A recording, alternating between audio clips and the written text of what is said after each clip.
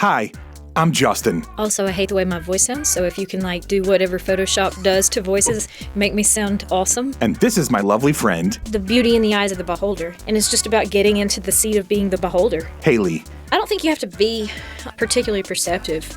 I just think you have to look up. This podcast is mostly just her telling me stories. If you expose yourself to the possibility that this might be really awkward, there can be something just really cool on the other side of it. She thinks that her life and way of looking at things are Oh, I was kind of waiting on you. I thought you were getting your stuff ready. You're waiting on me? pretty normal. You got to edit out all the misinformation about the Amish. Maybe you can relate. I would like a chance to re-sing the Amish Paradise. If you want lighthearted stories All right, you want to talk about goats? and stream of consciousness, I just woke up and needed some friends, and so I bought them. then you're gonna like the Sunny Side Up podcast. Sunny side up, sunny side up, sunny side up, sunny side up.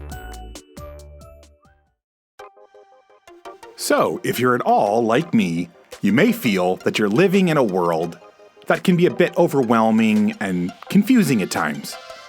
I'm also a huge fan of podcasts, documentaries, docudramas, stories, and of just information in general. Between all of that and the social media and news, sometimes our brains can feel like they're on overload. Hayley and I hope that this podcast can be something of an antidote to all of that. Like little jello shots of joy and distraction. None of it is too serious or really too informative. Mostly it's just two friends who have conversational chemistry talking about whatever enters the minds of relatively ADHD people. We hope you enjoy.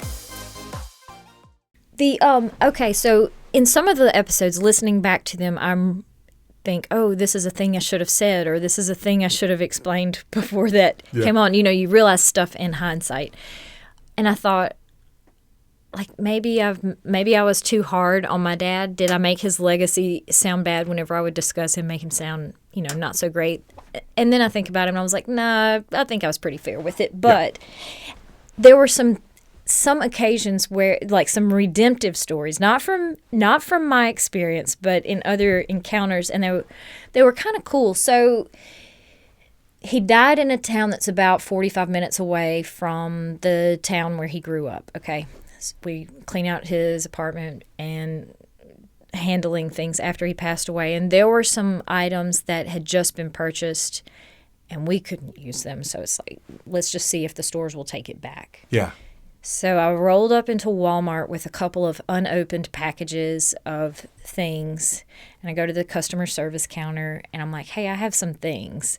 And she looks at me really skeptically because, maybe I'll look like your average drug user who's just trying to hawk something I stole or something I picked up off the shelf and just brought it to customer service. But I explained what was going on, and she could kind of scan and tell what was from there and what wasn't. But I said, my father just passed away, and here's this thing. And she's like, she was skeptical, but then she became, politely compassionate. And she was like, oh, I'm sorry to hear that. How old was he? And I told her his age, and she was like, oh, that's my age. And she said, was he from here? And I said, well, yes, but he actually died in this other town. And she said, what school did he go to? And I told her. And then she asked his name, and she said, did he have this color eyes? And I was like, yes, ma'am. So the interesting thing was she said, I went to school with him. Oh, wow. Which, it's a small town, so that wouldn't seem unusual. But their high school experience was during the years when the state was required to integrate the high schools. So they took the white high school and they incorporated the black high school into it. And when my mom described those years, and this is coming from the perspective of a white person, so this is whatever bias is built into this narrative. This was her lived experience. So, but my mother said there was a miserable time for all parties involved because both schools had their own facilities, their own traditions. They had their own activities that they were excited about. And because the law changed, they uprooted all these people and dumped them into one building, which meant it was overcrowded. Everybody's annoyed about it. Yeah, for sure. Nobody wanted to be friends because we're all just annoyed that our experience got interrupted. She said they didn't even have a prom that year. It was... Wow. So it was that environment. And this lady, so she's asking me, like, did your dad have this color hair? Did he have this color eyes? And whenever I said yes, I was afraid because she was a black female and she's asking me about my white dad. And given that context, I was like, oh no, I'm fixing to have to atone for somebody else's situations. But she said, I remember him. He was one of the nice ones. Oh, that's so redemptive.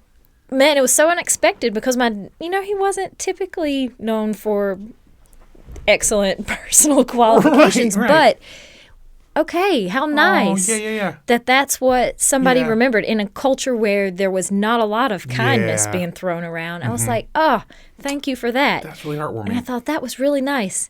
And then I remembered also another even more interesting redemptive story. Okay. In a less wholesome setting. Yes. I was driving some people who had been out for the night. You're like the designated? I was the DD, yes. And they were grown adults. So I don't remember. One of the guys was in a band, and so we had all gone to kind of support. And I was just giving everybody a ride home afterwards. Walking through the parking lot of the mall. Yes, the same one where I took photos of Santa Claus. And it is late night in this dumpy mall. And there's a sketchy character riding a bike with a flag, just like riding around the parking lot in the dark. And he's super skinny and has a beard, and he's wearing ill-fitted T-shirt, and he just looks like a crazy man. And he gets a little close, and I don't remember what we were chatting about, but he's raving about something. And then he asks if I'm from there, and I'm like, yes. And I feel okay because even though they have had their drinks, the people with me were big. And so I feel safe enough, I guess. Right, yeah. Still walking through the parking lot to get to the vehicle. And he's like, who were your parents? Because it's a small town and that's everybody's first question. Yeah. And I named them and he says, Jim Ford. And he says, he like asks qualifying questions like, what's he look like? This one, is he this old?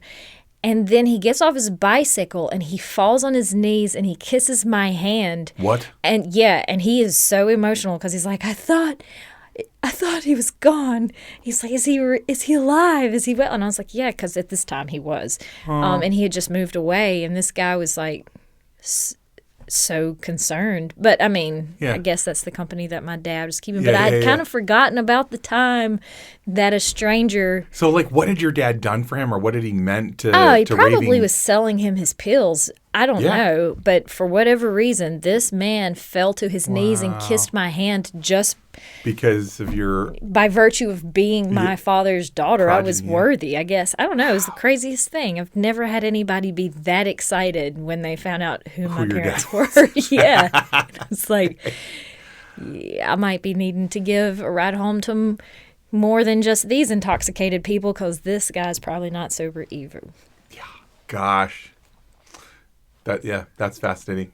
You do kind of wonder, like, what were your parents' lives outside of what I knew of them? Like, who would show up at the proverbial funeral, or who will come out of the woodwork and say, yeah, that's interesting. Yeah, if you have the open mic eulogy, right? Who is invited to attend? And that's probably a question that should stay in the forefront of all of our minds. Like, how are you going to live your life? Live your life like it's going to be open mic night at your eulogy. Yeah. I hope Walmart lady shows up to his. Bicycle guy, I'm not so sure. Yeah, I mean, the enthusiasm was good. Was definitely there, yeah. But I would not want to know what was at the root of all that. Hello, lovely friends. Thank you so much for hanging out with us.